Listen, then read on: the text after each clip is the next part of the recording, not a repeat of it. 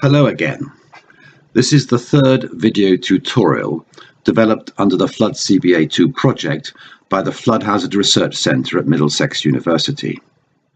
This tutorial is concerned with safety issues and the flood risk reduction we can attain with different levels of expenditure and at different levels of standards of protection. We again are comparing costs and benefits, and we're again making the point that the benefits side of that equation is the most uncertain. This particular tutorial concerns case studies. We have undertaken these at Oxford in the UK, at Lavera in Greece, at Amadora in Portugal, and in Ethica in Spain. This particular split of the tutorial concerns the Oxford case study. Tutorial 3.2 looks at the other case studies in turn. Now, the Flood-CBA project has developed a spreadsheet to assist in the appraisal of interventions to reduce risk. It enables all the data required to undertake a basic CBA is actually collected and entered. The spreadsheet explores and compares the costs and benefits of a number of competing interventions, automatically calculates discounted costs and benefits, and automatically displays cost-benefit ratios and associated measures of economic efficiency.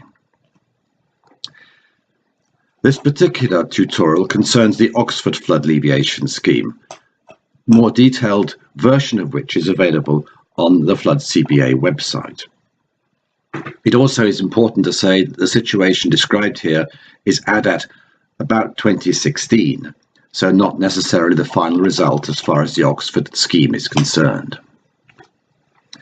But you remember that the Flood-CBA system involves a number of pro formas and a number of tasks, and this pro forma D inquires of task 17 to develop a short list of, say, 3 to 6 interventions at different costs and hence standards of protection. The Oxford shortlist starts off quite naturally with do nothing. But then there are 2 do minimum examples, one of which is extended, which involves more locks and weirs and work upon them to increase the efficiency of flow down the river. The third item on the shortlist is local defences around individual properties or communities at Grand Pont to the south of the city. And the fourth intervention is a bypass channel and medium-sized culverts under the railway, again to increase flood flow. The fifth intervention is a portfolio of measures, including the channel, culverts, and local defences. Now let's look at what the bypass channel might look like. We see here in the bottom left-hand side of the diagram the floodplain in blue and Oxford City almost completely surrounded. On the major map, we can see the different streams going through Oxford. The river is quite highly bifurcated here. And what is proposed is to take a new channel from the Botley Road towards the top of the map, towards the west of the city, and discharge its floodwaters way downstream below different locks at Iffley and Sandford. So that's the kind of intervention that we're proposing as far as the bypass channel is concerned. Now in pro forma E within the Flood-CBA system, task 22 asks us to calculate benefits and cost ratios. And the costs are here given by the arrow of £117 million compared with the benefits of well over £1 billion. That's the kind of cost benefit comparison we come to with the Oxford scheme. So the benefit cost ratio is about 9.8, which shows a very healthy result. Lots more benefits than costs, although the costs are very high at £117 million. We have to compare this, however, with a much more simple scheme, a do minimum scheme, where we improve the conveyance through the city on the existing channels. The cost here is only £17 million, and the benefit cost ratio is much, much higher than 9.8 at 52.8. So here is an alternative where we save a lot of money but don't achieve nearly such a big benefit.